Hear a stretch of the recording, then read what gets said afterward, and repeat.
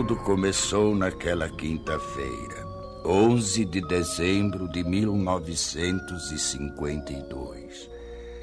Na cidade de Bergen, na Noruega, eu estava orando a Deus pela manhã em casa de um irmão na fé. Fiquei muito comovido. Veio-me uma revelação tão nítida como se eu a tivesse lido de um livro ou de um jornal.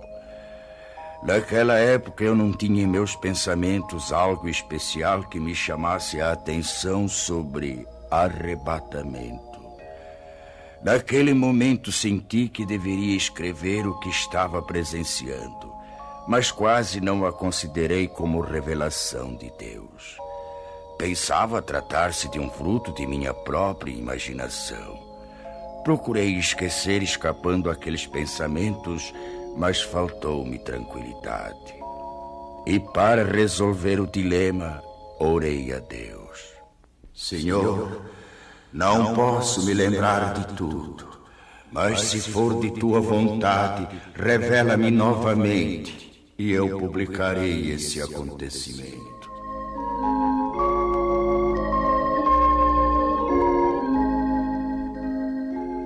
Passaram-se 2 semanas. Numa noite, por volta das 22 horas, voltei a ver claramente pela segunda vez a revelação. Não tive mais dúvidas. Apanhei lápis e papel. Comecei a anotar os acontecimentos segundo iam se desenrolando diante de mim. Assim escrevi até 1h da madrugada.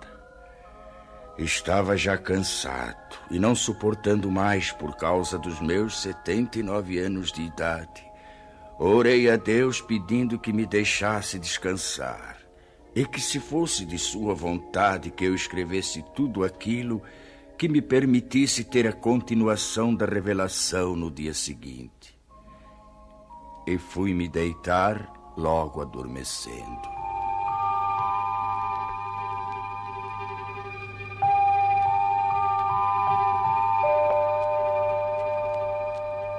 Por uma noite, depois de uma semana, como nas vezes anteriores, veio a mim o restante da revelação, começando exatamente onde havia sido interrompida.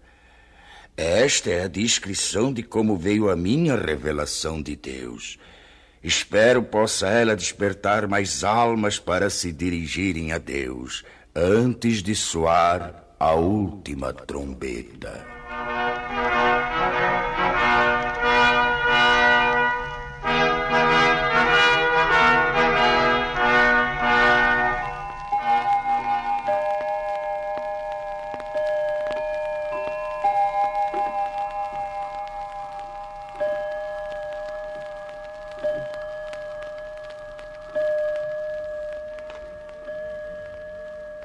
Nove horas da manhã. A esposa de André, sozinha em sua casa, escuta um programa radiofônico especial para crianças. Ela aprecia tais programas, pois sempre falam sobre a palavra de Deus. Ela fica contente em saber que muitas crianças podem ouvir a palavra do Senhor, e conforme pensava ela, isso era mesmo muito bom, desde que fosse tomado cuidado de não fanatizar as crianças. 5 minutos depois, o programa é cortado bruscamente para uma notícia de última hora. Interrompemos as nossas transmissões para informar que recebemos de Oslo, nossa capital, notícias urgentes de que a cidade se encontra em pânico. E atenção para mais este informe. Oslo, urgente. Informa-se da central de polícia que algo misterioso aconteceu. Não se pode calcular o número de pessoas, tanto menores como de adultos, que desapareceram de repente sem deixar o mínimo vestígio para as autoridades.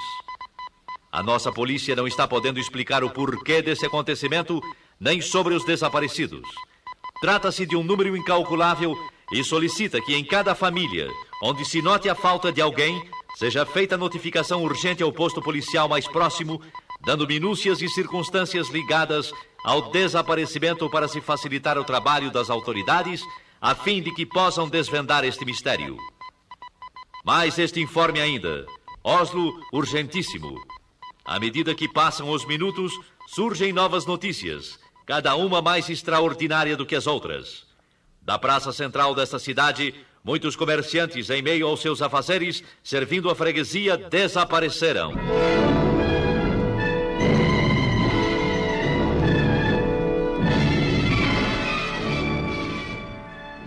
O noticiário contava que um freguês de uma casa de floricultura relatou aos policiais que... Quando eu estava pagando a despesa das minhas compras, o negociante que estava trocando dinheiro sumiu. Sumiu sim, senhores. Sumiu e não se sabe para onde. Eu notei apenas que ouvi umas palavras semelhantes a... Glória a Jesus! Glória a Jesus! Glória a Jesus! Então eu não vi mais o negociante.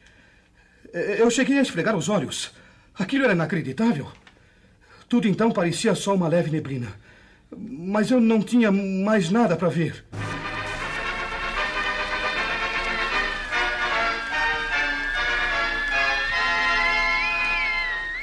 Oslo, capital, urgente. Notícias de última hora informam que uma senhora gritava desesperadamente em plena via pública, jogando fora travesseiros e cobertores de um carrinho de criança, procurando inutilmente dentro do carro seu filhinho de apenas 8 meses de idade.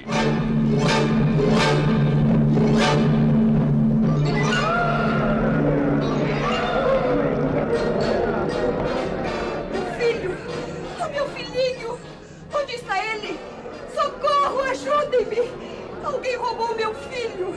Ele estava há pouco deitadinho dentro do carro e já não está mais! Socorro! Meu filhinho desapareceu! Onde está a polícia? A polícia, entretanto, estava lá. Para quê? Que poderia fazer?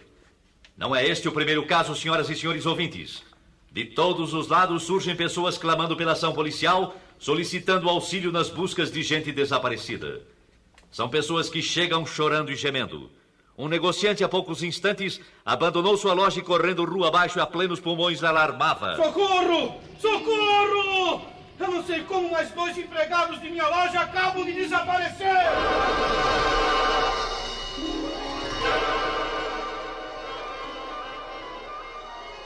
São alarmantes, senhoras e senhores ouvintes, as notícias que, além de Oslo, nossa capital, chegam também de Estocolmo, capital da Suécia, e também de Copenhague, na Dinamarca, e de Helsinki, capital da Finlândia. Que será o fim disso? De todas essas partes, os acontecimentos são iguais. Os desaparecimentos das pessoas são iguais. E de todo o interior do país, chegam as mesmas indagações. O que é isso? O que é isso? O que é isso? O que é isso? O que é isso?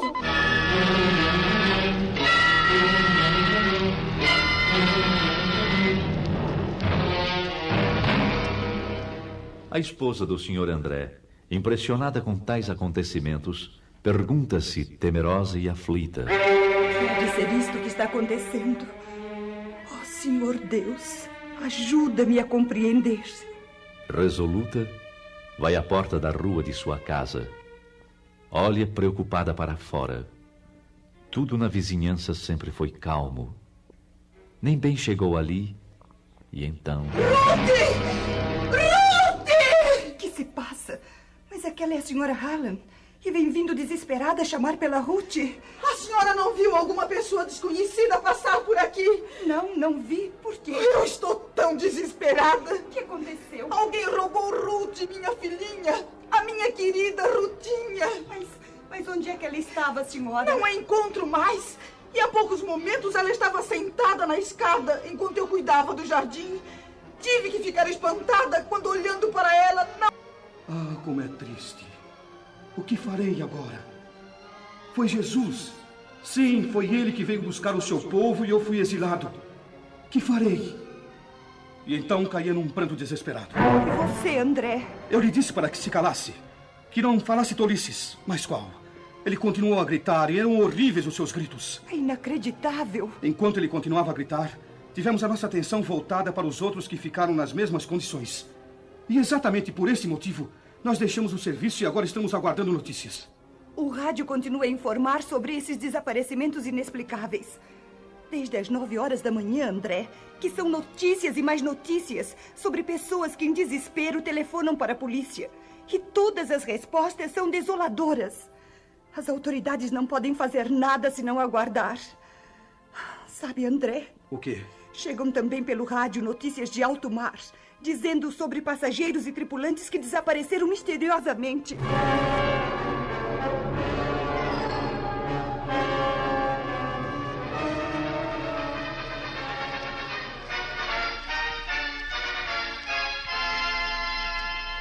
Notícias de última hora.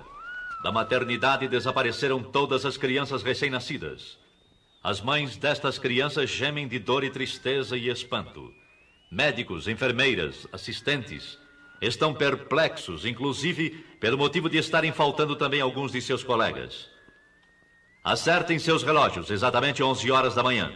Notícias de Londres anunciam que desde as 9 horas da manhã, os comunicados recebidos de toda a Inglaterra dão conta do inexplicável desaparecimento de pessoas de toda classe social e idade, da mesma maneira, sem explicação alguma. Sabe-se em todo esse mistério que diversos pastores e sacerdotes chamaram os membros de suas igrejas e notaram que os que desapareceram eram justamente os mais piedosos e obedientes a Deus, os mais fiéis nas suas orações, os que dificilmente faltavam aos cultos. Um dos pastores, entre os mais conhecidos de grande igreja, expediu um comunicado convocando todos os seus auxiliares para uma reunião que deverá ser realizada ainda nesta noite. Já são passadas mais de 3 horas e meia desde a primeira notícia deste estranho acontecimento mundial. Dos lugares mais distantes chegam as mesmas notícias. A que mais chamou atenção é a que veio lá da Coreia. Também da Coreia? E qual é? Lá se calcula centenas de milhares de desaparecidos. E entre eles, muitos militares das Forças Unidas.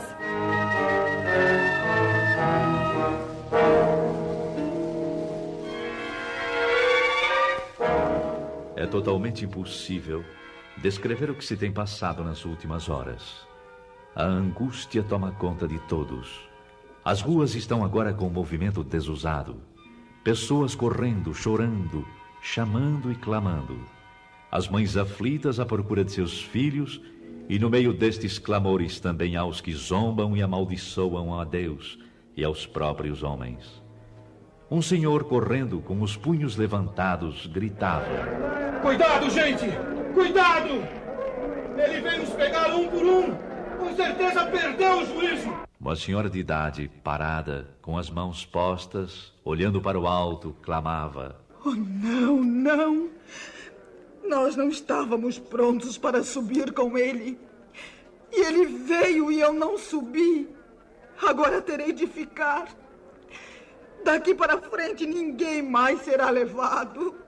Oh, Senhor Jesus! Oh, Jesus, ajudai-nos. Eu sei, bem sei, não adianta mais. E eu que sempre fui religiosa durante toda a minha vida, mas que nunca...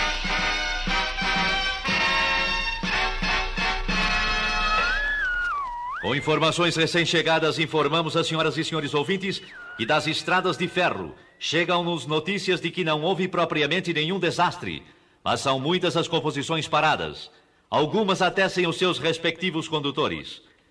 Todas as buscas feitas têm resultado em vão. Há também passageiros que desapareceram. É o mesmo nas estradas de rodagem. Alguns jornais da tarde não entraram em circulação. Perturbação e nervosismo têm dificultado os trabalhos das autoridades, que se esforçam para a complementação de um relatório exato do número de desaparecidos. Cientistas reunidos e meteorologistas trabalham sem repouso, procurando elucidar o mistério, segundo seus conhecimentos e experiências. Voltaremos a qualquer instante com a edição extraordinária que se fizer necessária.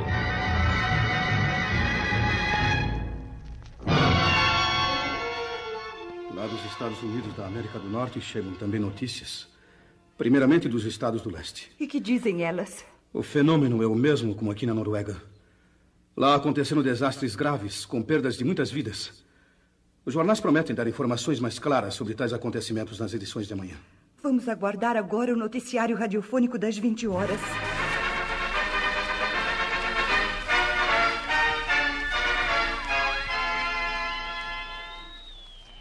Nossa emissão pode informar agora que a catástrofe se manifestou exatamente na mesma hora em todo o mundo.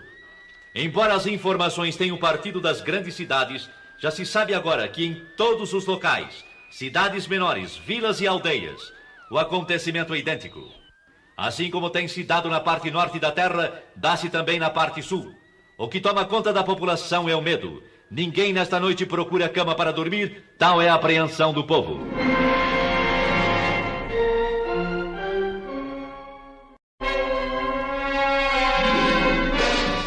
São histéricas as discussões nas ruas por causa de parentes e amigos desaparecidos. Eu sei, eu bem sei. Entre a confusão, suscita-se no meio do povo que tais acontecimentos devem ter qualquer relação com os crentes ou com os evangélicos. Ou ainda, como costumo dizer, com os religiosos. Se é assim, como é que se explica agora? Cada pessoa que possuía parentes evangélicos, justamente aqueles que eram os mais fanáticos ou mais fervorosos, são os que desapareceram. Um senhor que trabalha numa cervejaria falou: eu creio que tudo isto tem qualquer coisa com os crentes. Pois conheço um senhor de nome Hans Rosen, e ele sempre esteve em meu serviço pregando a palavra de Deus. Volta e meia ele dizia que Jesus viria breve para levá-lo, juntamente com os que acreditam no poder de Deus. E agora acabo de ter notícias que ele também não se encontra mais aqui. E tais palavras foram confirmadas? Foram, exatamente. Um outro homem também falou. É verdade. Nós tínhamos como colega uma pessoa que falava a mesma coisa. E agora o seu nome também está na lista dos desaparecidos. E na tal de reunião onde você estava por acaso, alguém protestou? É claro que sim. Alguém disse em voz alta: é necessário que as autoridades proíbam agora a leitura da Bíblia em reuniões cristãs, para que assim evitemos que novamente aconteça o mesmo. E em resposta a essas palavras? Em resposta a elas, um senhor disse: não há mais perigo. Nunca mais vai acontecer coisa igual. Esses crentes que nós chamávamos fanáticos tinham razão. Eles nos falaram de Cristo e esperavam a volta de Jesus para buscá-los. Ai de nós, meu povo, que não demos atenção para eles. Com eles estaríamos melhor do que sermos obrigados a ficar nesse caos que já começou. E que digo mais, vai ser pior. Palavras essas que me causam profunda comoção, acredite. Um outro cidadão protestou com veemência dizendo: você está acreditando naquelas bobagens? Por que então não fez companhia a eles quando eles sumiram? E o senhor, que respondeu? Calmo e seguro respondeu: sim, se eu tivesse obedecido aos ensinamentos que eles davam a respeito de Jesus, eu não estaria agora aqui. Mas é tarde. Agora é tarde.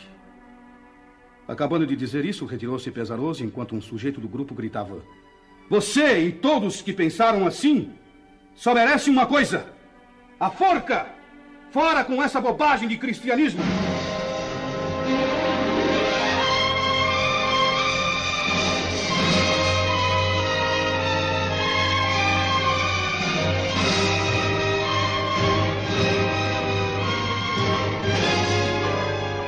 No dia seguinte, nem o rádio podia dar informações para esclarecimento do grande mistério. Apenas continuavam as notícias vindas de longe. Dos campos, missionários falavam tais notícias do desaparecimento em massa. Poucos membros de igrejas foram os que ficaram. Naquela noite marcada para a reunião dos pastores e pregadores, a presença era boa, mas o número dos que faltavam era considerável. O ambiente estava triste, pesado mesmo. Os corações estavam como que congelados. Durante a reunião, mais do que um se manifestou demonstrando desespero extremo. Todos estavam de acordo a respeito do que havia acontecido. Sim, era a grande verdade. Santos tinham sido arrebatados da terra.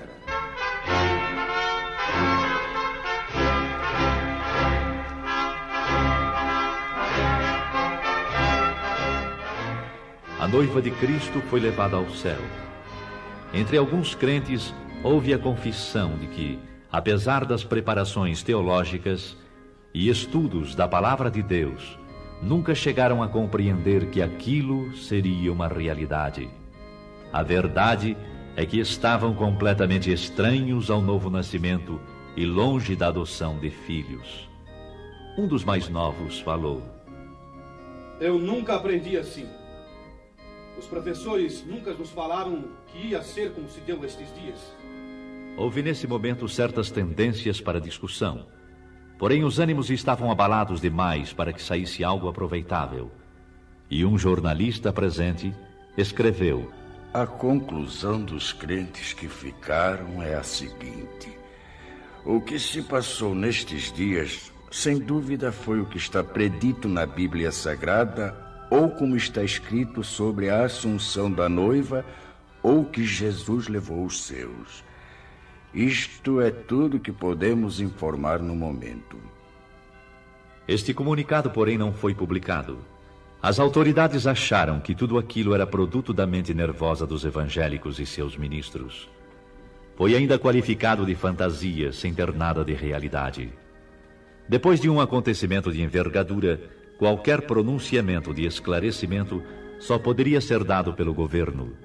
E se for provado que tem relação com a religião cristã, o primeiro passo deve ser o do fechamento das igrejas e outros lugares de pregações evangélicas, até que o caso seja devidamente esclarecido.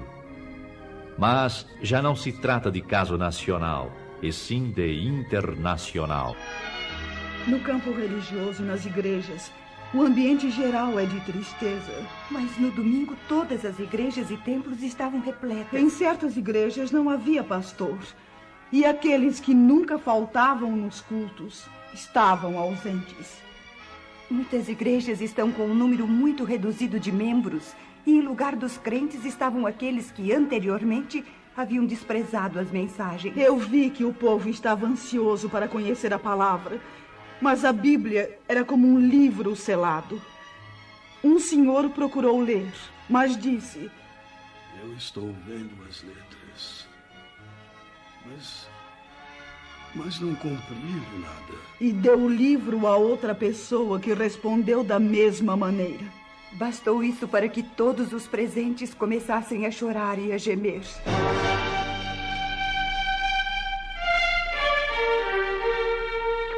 Mas a população em geral culpava os religiosos por tão grande calamidade. Tudo isso tem acontecido unicamente por causa dos crentes. Sim, é isso mesmo. Esta praga tem vindo sobre nós unicamente por causa deles. Vamos até a igreja e vejamos o que podem eles nos explicar. E a explicação dos que ficaram foi simples, triste e com poucas palavras. O tempo da graça terminou. Mais algumas palavras e no culto iniciou-se a confusão, bem como em todas as reuniões realizadas para tais esclarecimentos. Alguns, levantando-se, começavam a culpar o pregador. A culpa é sua!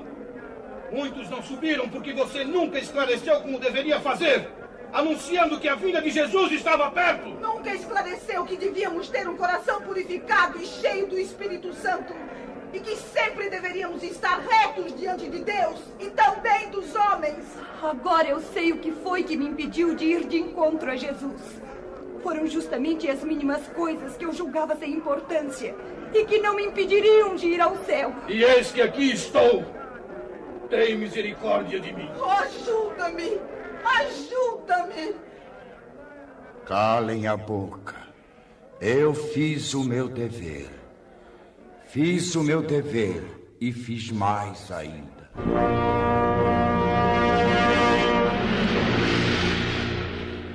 Uns gritavam de raiva e horror, outros choravam e clamavam.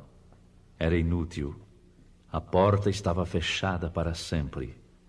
Não adiantava bater e dizer que tinham comido na presença do Senhor, que oravam, que eram obedientes. Não havia mais oportunidade. É quase impossível descrever os dias que se seguiram. Expectativa terrível, sofrimento sem par manifestou-se em todos. E foram lembrados os convites feitos pelos pastores e o desprezo com que receberam esses convites. Muitos que eram chamados de crentes agora compreendiam que a fé que professavam consistia apenas em palavras ocas e frases costumeiras. Alguns iam às igrejas, apenas para acompanhar amigos. Outros porque gostavam de cantar no coro, tocar instrumentos e outros interesses, sem possuírem o verdadeiro desejo de ouvir e obedecer a palavra de Deus. Não eram nascidos de novo, nem tinham o selo da promessa, nem adoção de filhos. Não tinham, portanto, direitos sobre a herança. Para certas pessoas, a igreja era simplesmente uma sociedade, um local para passarem as horas vagas. Mas agora estes mesmos clamaram: Senhor, abre-nos a porta.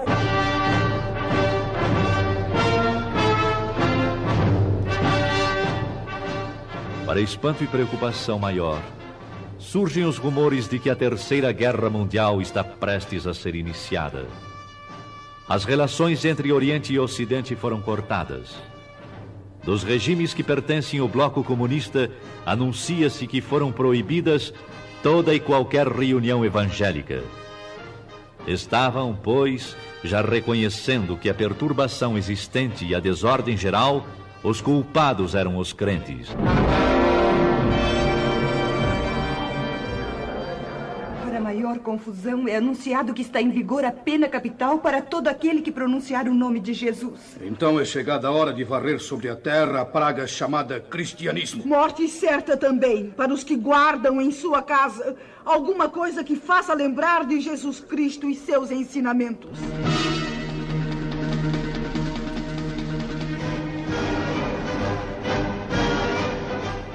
Nos países democráticos, demorou um pouco para que seguissem o exemplo comunista. A maioria descrente, tanto da população como nas camadas governamentais, exigiram aquelas medidas, procurando assim garantir o povo da perturbação nesse sentido. Foi, pois, aprovado em todos os cantos da terra a mesma lei, ou seja, Morte para os chamados crentes. Bastará pronunciar o nome de Jesus para sofrer a pena capital.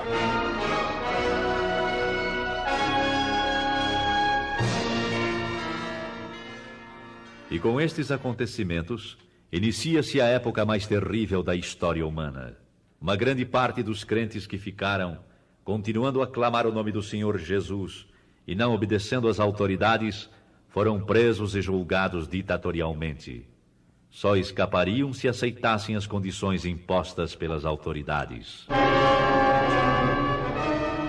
Se vocês maldizerem o nome de Jesus, negando-o, então salvarão suas vidas e a vida daqueles a quem amam.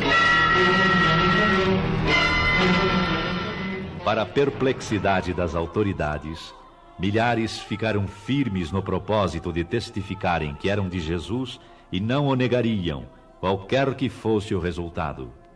Agora, Satanás estava demonstrando que verdadeiramente estava agindo sobre a face da terra. Ai dos que habitam sobre a terra.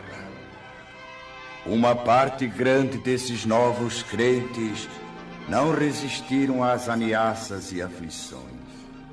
Negaram a fé, negaram o Cristo. O mundo inteiro está no maligno.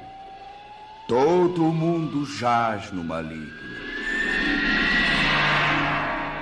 As nações chegaram neste momento a ter uma só ideia e a colocá-la em prática. Exterminar com o cristianismo e extingui-lo para sempre. O príncipe deste mundo toma poder completo. E filhos acusando seus pais, entregando-os para morrerem.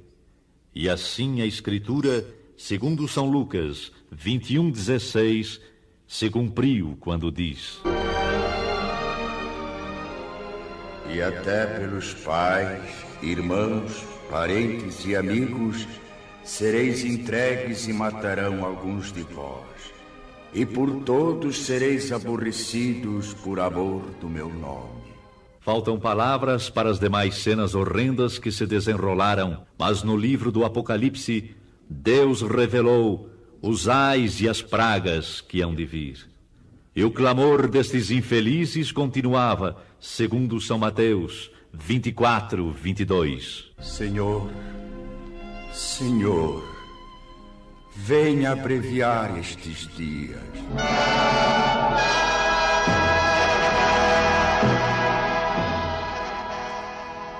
E assim termina a descrição da revelação que a mim veio quando me encontrava no dia 11 de dezembro de 1952 em Bergen, na Noruega.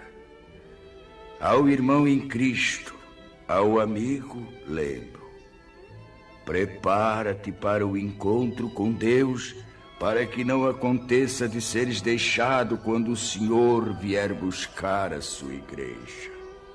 A noiva hoje mesmo procura a face do Todo-Poderoso e pede, com o coração quebrantado e contrito, que a graça e a luz te sejam concedidas pelo Espírito Santo. Amigo, enquanto estamos no dia chamado hoje, a oportunidade de aceitares as grandes verdades e obedecê-las. Ainda hoje, irmão, podes ser selado junto com os que pertencem ao Senhor Jesus Cristo. Ele virá. Aguarda. Ele virá num abrir e fechar de olhos, arrebatar a sua igreja. Cuidado. Esta é a grande verdade. A última trombeta soará.